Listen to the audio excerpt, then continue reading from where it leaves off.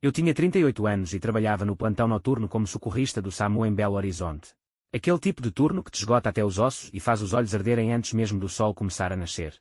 Quase toda manhã, eu chegava em casa depois das 6, meio coberto de suor seco, com cheiro de diesel e desinfetante. E lá estava a Mariana na cozinha, já de roupa trocada, tranquila. Ela me entregava uma caneca de café, sempre do jeito que eu gostava, com um pouquinho de mel e aquele creme que ela comprava só para mim, e me dava um beijo no rosto como se nada no mundo tivesse dado errado. E eu achava que aquilo era amor. Aquela rotina calma, constante. Os dedos dela encostando nos meus enquanto eu pegava a caneca. O jeito como ela nunca perguntava sobre o meu plantão, a não ser que eu quisesse contar. Eu via tudo aquilo como carinho. Como compreensão. Me jogava no sofá ou na beira da cama, e ela se movia ao meu redor, cantarolando baixinho, como se eu fosse um bicho selvagem que ela não queria assustar. Me dizia que era um cara de sorte. Nem todo homem chega em casa e encontra esse tipo de paz. Às vezes, eu dormia com a caneca ainda pela metade no criado mudo, o quarto tomado pela luz suave da manhã. E mesmo quando o mundo parecia um borrão, sirenes, sangue, acidentes, eu me agarrava àquele momento, a mão dela no meu ombro, o café quente, a voz dizendo, você está em casa agora. Na época, eu não sabia que a gente pode confundir rotina com amor. Que, às vezes, o silêncio não é conforto, é distância. Mas eu acreditava na gente. De verdade. Não foi de uma vez só, mas comecei a reparar como a Mariana sempre tinha algum lugar para ir quando eu, por milagre, tinha um dia de folga. No começo, nem questionei. Ela sempre foi mais independente que a maioria, leitora, espiritualizada, do tipo que se recolhe quando o mundo fica barulhento demais. Dizia que tinha clube do livro com as amigas do centro holístico ou que ia para um retiro de meditação no interior de Minas. Você precisa descansar, dizia com carinho, como se estivesse me fazendo um favor. Só dorme. Você vive cansado. E ela não estava errada. Eu vivia mesmo exausto. Trabalhar à noite te mastiga por dentro. Mas ainda assim, doía ver ela quase saindo de casa antes que eu pudesse perguntar se não queria passar a tarde comigo. Às vezes eu fazia café da manhã e ficava esperando, achando que ela ia mudar de ideia. Nunca mudava. Eu dizia para mim mesmo para não levar para o lado pessoal. Que querer espaço não era o mesmo que se afastar. Que talvez eu devesse admirar a independência dela em vez de ficar magoado. Queria acreditar que só tínhamos ritmos diferentes. Eu, acelerado entre adrenalina e cansaço. Ela, centrada, no próprio eixo. A gente costumava brincar que se equilibrava. Mas ultimamente, não parecia equilíbrio. Parecia fuga. Mesmo assim, eu confiava nela. Talvez até demais. Me dizia que ela só estava cuidando dela do jeito dela. E isso não era amor. Deixar a pessoa ser quem ela precisa ser. Na época, eu ainda não sabia que o amor não é cego. Ele só escolhe não enxergar, até que não dá mais para evitar. Foi surgindo aos poucos, aquela sensação de que algo estava errado. A gente sentava um de frente para o outro na mesa do jantar, pratos entre nós, velas acesas por hábito antigo, mas o clima era outro. Como se ela estivesse e não estivesse ali ao mesmo tempo. Os olhos vagando quando eu falava, os dedos mexendo no celular embaixo da mesa, como se mal pudesse esperar eu terminar a frase. Eu perguntava como tinha sido o dia, e ela me dava aquelas respostas que a gente dá para o caixa do mercado. Foi bom, corrido, nada demais. Depois mudava de assunto ou só se calava. E eu ficava ali, mastigando o silêncio. Culpava os plantões. O desgaste. O peso emocional de ver gente sangrando na calçada ou implorando para ser salva. Fazia sentido eu me sentir desconectado, talvez fosse eu quem estava me afastando e nem percebia. Então eu me esforçava mais. Fazia jantar nos dias de folga, sugeria da gente dar um pulo na serra, só nós dois. Ela sorria, educada e distante, e dizia que já tinha planos. Quem sabe na semana que vem, falava. Comecei a me sentir hóspede no meu próprio casamento. Como se eu batesse numa porta que antes se abria sem precisar pedir.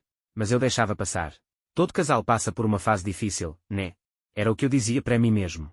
A gente só estava num momento de baixa. Um vale entre dois picos. Eu não vi o precipício até já estar caindo. Olhando para trás, acho que eu sabia que algo estava errado. Mas saber e admitir são coisas bem diferentes. E eu ainda não estava pronto para admitir nada. Era uma quinta-feira, fim de tarde, e eu estava dobrando roupa no quarto, uma daquelas tarefas automáticas e silenciosas que, por algum motivo, sempre me acalmavam. A máquina de secar fazia um zumbido constante, e o cheiro de amaciante fresco enchia o ar. Eu estava juntando os pares de meia quando enfiei a mão no fundo do cesto da Mariana e encontrei um recibo amassado grudado num dos casacos dela. No começo, nem dei bola. Ia jogar fora, mas alguma coisa me fez parar. Era de um resort de luxo. Um que eu nunca tinha ouvido falar. Tratamentos de spa. Jantar privado. Uma suíte para 2 pessoas. Meus olhos correram pela data, sábado passado. Minhas mãos gelaram. No sábado à noite, ela tinha dito que ia para o sítio de uma amiga. Fim de semana das meninas. Tinha feito uma mala pequena, falou que iam só fazer yoga e colocar o papo em dia. Lembro do abraço que ela me deu na porta, leve, natural. Lembro de ter dito para ela tomar cuidado na estrada. Fiquei olhando para aquele papel por um tempo enorme, o coração batendo lento e pesado no peito. Não era só o resort ou a suíte, era o fato de que eu não tinha suspeitado de nada até ali. Nem por um segundo. Foi isso que mais me doeu. Perceber o quanto eu confiava nela. Cegamente. Sem questionar. Sentei na beira da cama com o recibo tremendo nas mãos.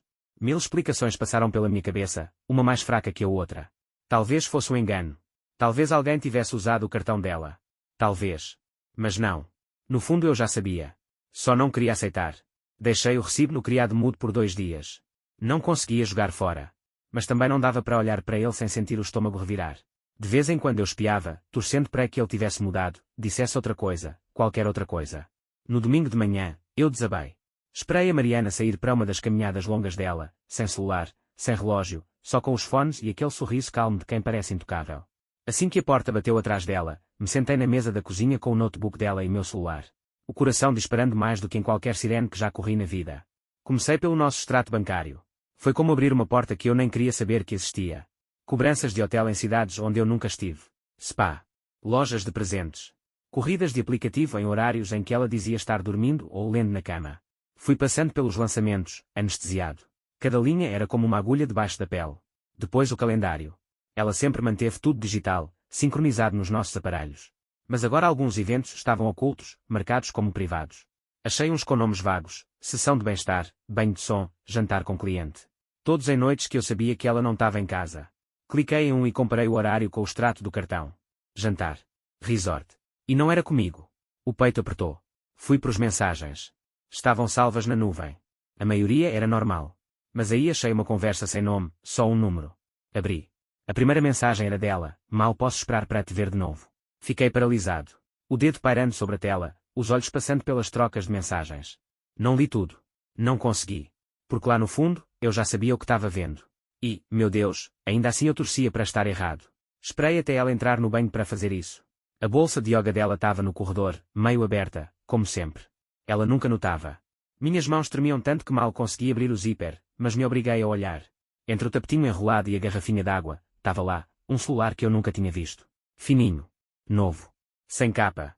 Fiquei olhando para ele um tempinho, achando que era coisa da minha cabeça. Mas não era. A tela acendeu quando apertei o botão lateral, sem senha. Aquilo quase me derrubou. Ela nem se deu ao trabalho de bloquear. E lá estavam. Mensagens e mais mensagens para um cara chamado Caio. Caio do grupo de meditação. Um nome que me soava vagamente familiar, ela tinha mencionado de leve 1 ou 2 vezes, disse que mal conhecia. Quieto, ela falou. Tá lá só pela respiração. Foi assim que ela descreveu ele. Mas aquelas mensagens, não tinham nada de quietas. Eram íntimas. Cheias de segurança. Uma vida inteira diante de mim, em preto e branco na tela. Combinações de jantar. Viagens de fim de semana. Fotos. Uma delas era dela, deitada numa cama de hotel, com aquele mesmo roupão do resort, jogado nos ombros. E ela parecia feliz. Tranquila. Mais do que nos últimos meses comigo. Soltei o celular como se tivesse-me queimado. Aí, sentei no chão, encostado na parede do corredor, e pela primeira vez desde que virei socorrista, depois de anos lidando com tragédia, caos e dor humana, eu senti que não conseguia respirar. Queria gritar. Socar alguma coisa. Voltar 6 meses no tempo e implorar para mim mesmo acordar antes. Mas tudo que consegui foi ficar ali, parado, encarando uma porta que já não parecia ser da minha casa. Naquela noite, eu nem tirei a roupa. Entrei no chuveiro de bota, jaqueta, tudo. Liguei a água no mais quente que dava e fiquei ali, parado, deixando cair no rosto, queimando as costas, encharcando cada camada como se isso pudesse lavar a traição de mim. Não lavou. Deslizei pela parede de azulejos até sentar no chão, os joelhos puxados contra o peito, como um homem tentando desaparecer dentro de si mesmo. E, pela primeira vez em anos, comecei a tremer. Não era por causa da água, nem do frio, era por algo mais fundo. Algo que eu não conseguia controlar. A dor não era aguda, era como uma maré. Uma onda lenta e pesada que me cobria cada vez que eu tentava respirar. Já tinha encarado pacientes morrendo, mães gritando, crianças machucadas, mas nada nunca me atingiu assim. Não era luto. Ainda não. Era ruptura. Tudo veio como uma enxurrada. O café dela de manhã. Os dedos encostando nos meus ao me entregar a caneca. Aquele sorriso calmo que eu achava que significava lar. De repente, tudo parecia mentira. Ou pior, parecia que já foi verdade, e eu simplesmente assisti aquilo morrer sem perceber. A água continuou correndo. Eu não me mexi. Depois de um tempo, desliguei o chuveiro, mas fiquei lá, encharcado, as roupas grudando em mim como uma segunda pele molhada, o banheiro todo embaçado, silencioso, só com a minha respiração rasa preenchendo o espaço. Não consegui levantar. Não consegui ir até o nosso quarto. O quarto dela. Nem lembro quanto tempo fiquei ali. Só lembro que, quando finalmente me levantei, olhei no espelho, e não reconheci o homem que estava olhando de volta. Na manhã seguinte, liguei para minha irmã. A Cláudia atendeu no segundo toque. Oi, tá tudo bem? Perguntou, com aquele tom casual de quem ainda não sabia que o chão tinha desabado. Eu não respondi de imediato. Acho que o silêncio falou por mim. Ela ficou séria. O que aconteceu?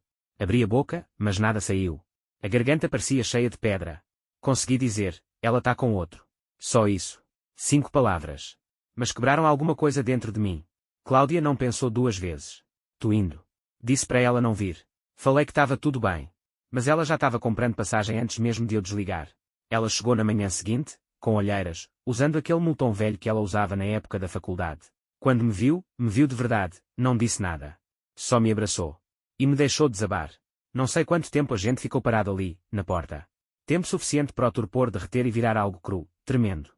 Ela me segurou como se eu ainda fosse o irmão mais novo, aquele que chegava em casa com o joelho ralado. Depois, ela fez torrada. Me deu um copo d'água. Eu empurrei o prato, mas ela não deixou barato. Você não vai viver do uísque e revolta, disse. Não enquanto eu estiver aqui. Engoli metade da torrada, mesmo sem sentir gosto de nada.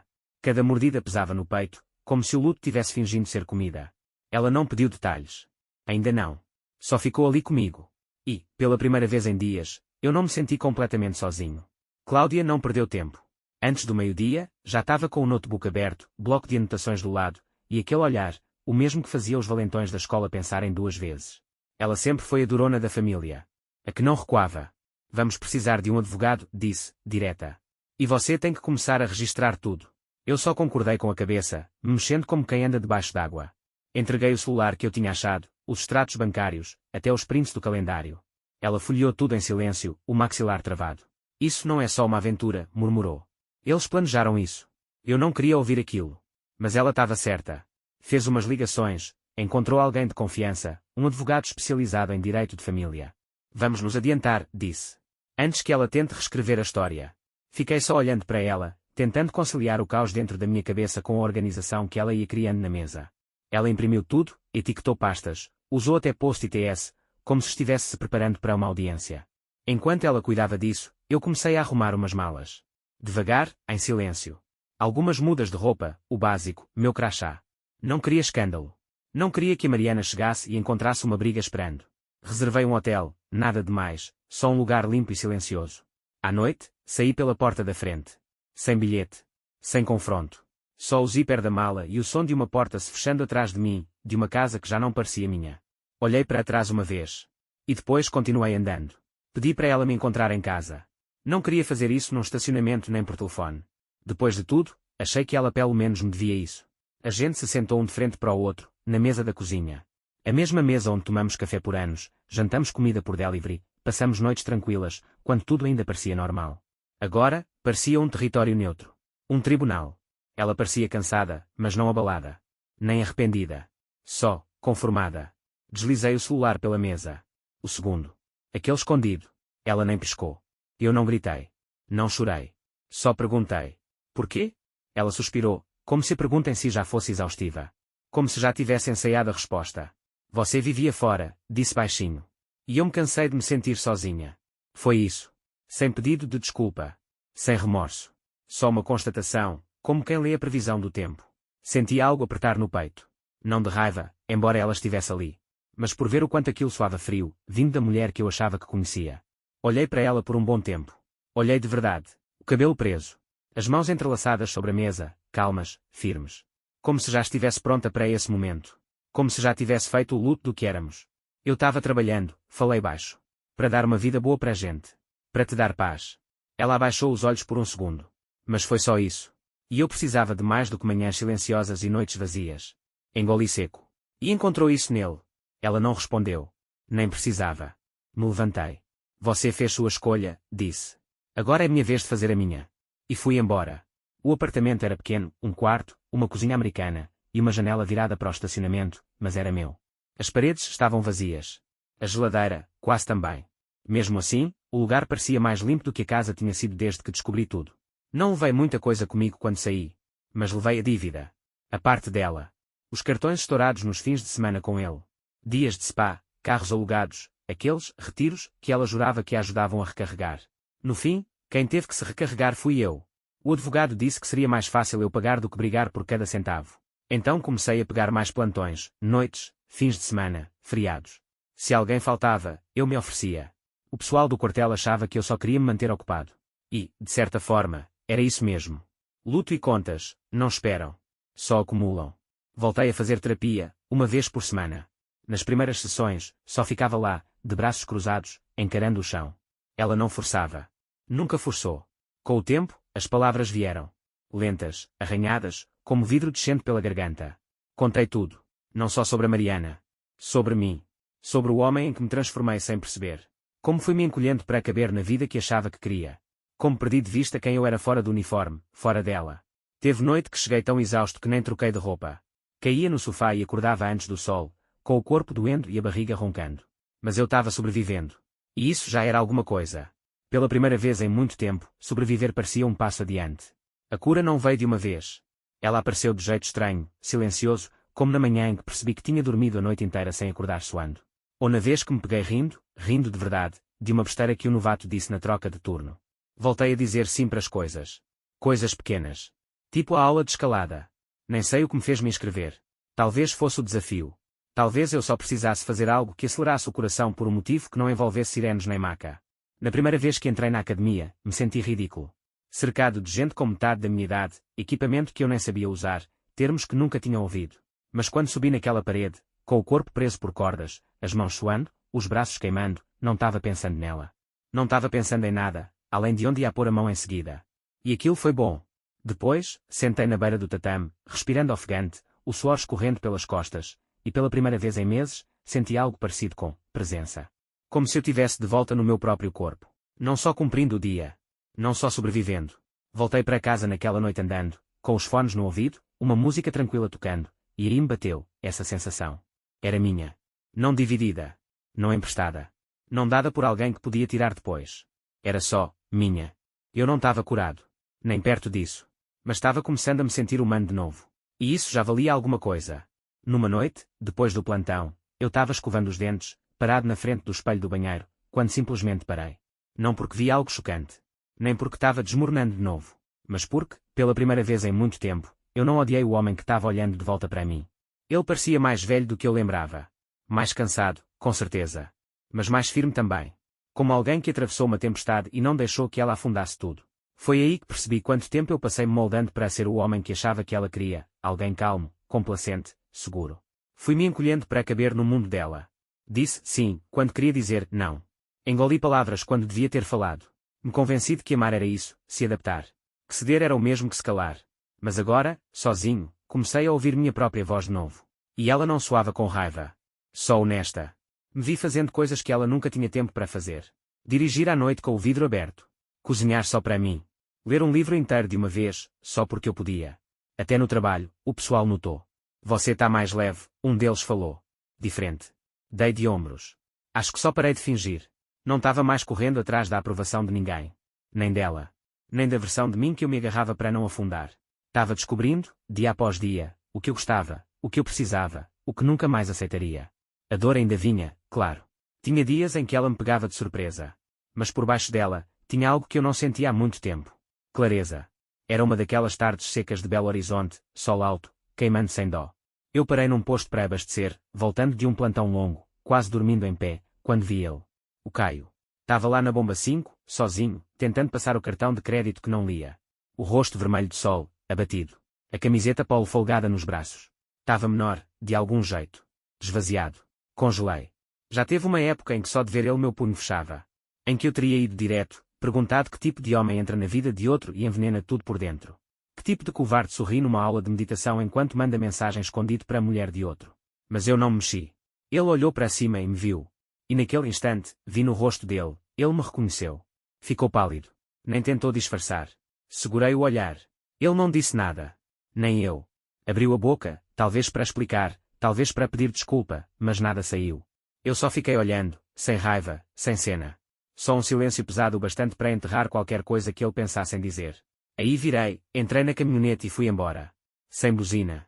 Sem palavra final. Aquilo bastou. Porque eu sentia, tão claro quanto o calor batendo na pele, ele já estava pagando o preço.